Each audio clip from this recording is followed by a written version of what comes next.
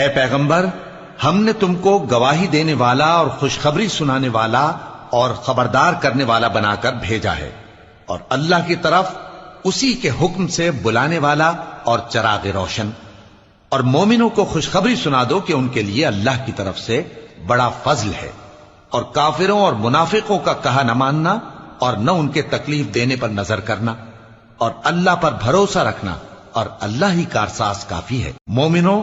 جب تم مومن عورتوں سے نکاح کر کے ان کو ہاتھ لگانے یعنی ان کے پاس جانے سے پہلے طلاق دے دو تو تم کو کچھ حق نہیں کہ ان سے عدت پوری کراؤ،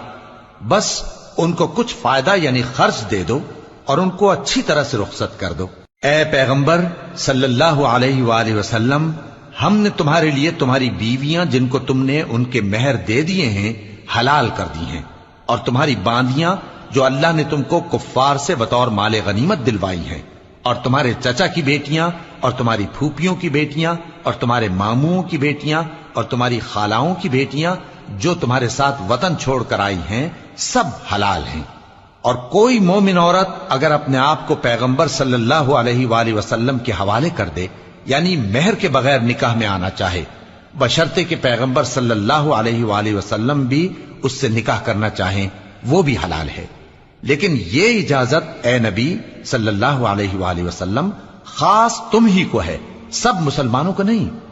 ہم نے ان کی بیویوں اور باندیوں کے بارے میں جو مہر واجب الادا مقرر کر دیا ہے ہم کو معلوم ہے، یہ اس لیے کیا گیا ہے کہ تم پر کسی طرح کی تنگی نہ رہے،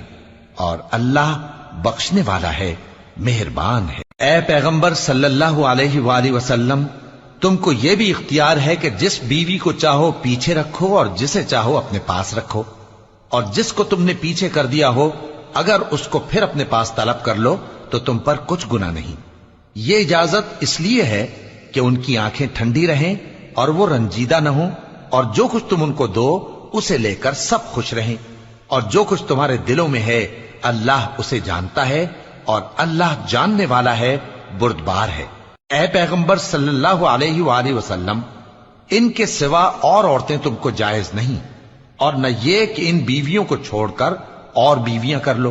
خواہ ان کا حسن تم کو کیسا ہی اچھا لگے، مگر وہ جو تمہارے ہاتھ کا مال ہے یعنی باندیوں کے بارے میں تم کو اختیار ہے، اور اللہ ہر چیز پر نگاہ رکھتا ہے۔